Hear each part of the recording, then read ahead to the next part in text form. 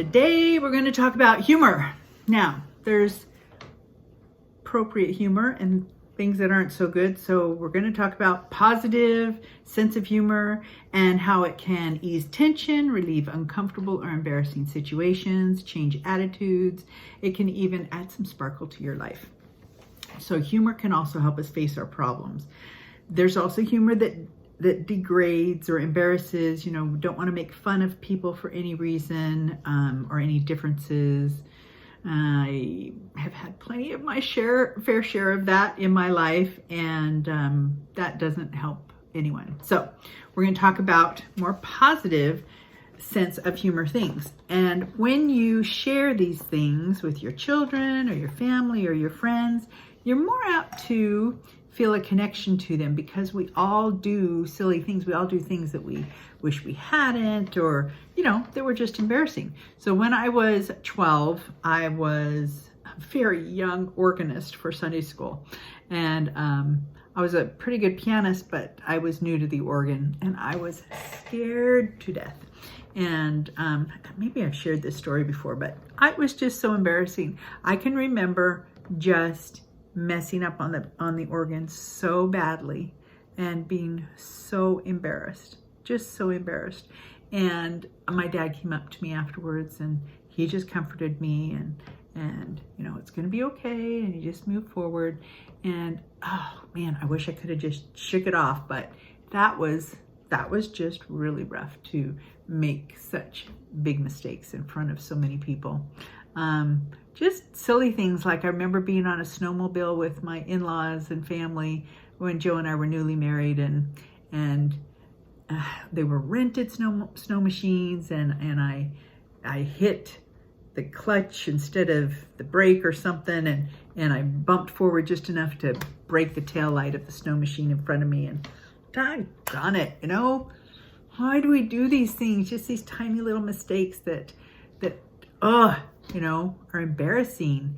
And the time that I took a right turn with all my sisters and my mom in the car, and it wasn't my lane, but I thought it was my lane, and caused an accident. And oh my golly, there's just so many times.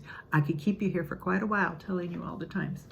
But what I've learned is that through these situations that might be embarrassing, if I can find a lesson to learn or let some time go by, I like to say that that embarrassment plus time equals humor.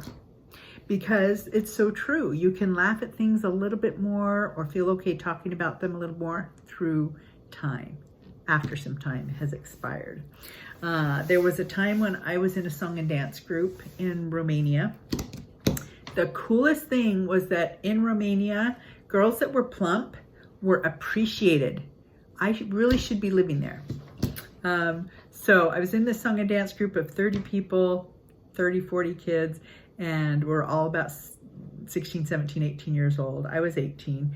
And we did a lot of American songs, but we did a Romanian song for them. We did some square dancing to show them what the US had square dancing and what that was about. So we're doing the square dance. For those of you who know what a square dance is, it is very rigid. You do certain things, and there's 4 girls and 4 guys, and you're dancing in and out.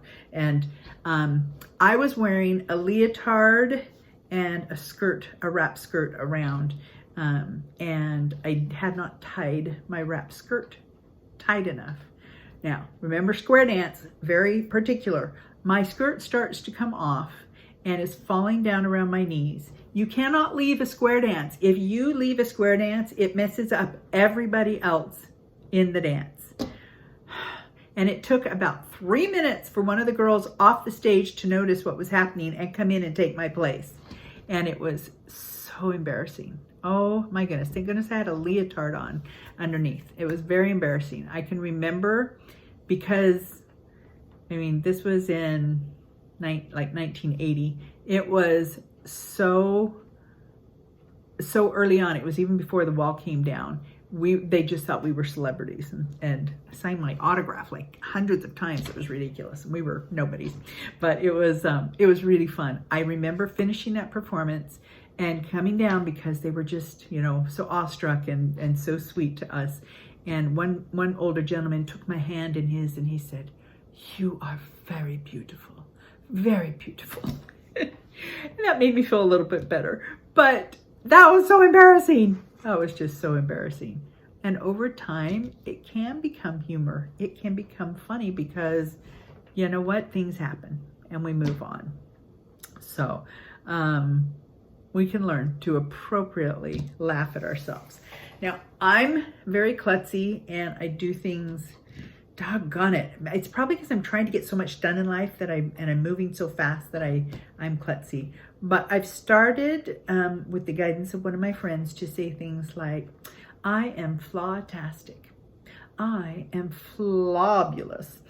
So I am full of flaws, but I'm also wonderful. And it's okay to have these times that I do silly things. It is very humbling. So about 10 days ago, I gave myself a bit of a concussion.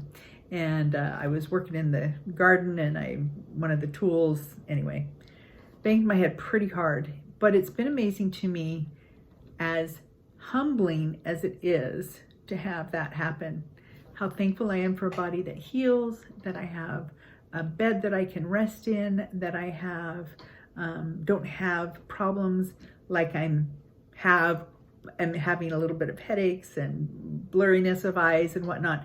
I'm so thankful that I don't have that all the time. So there's just always lessons to learn. So have a sense of humor of the things that go wrong in life.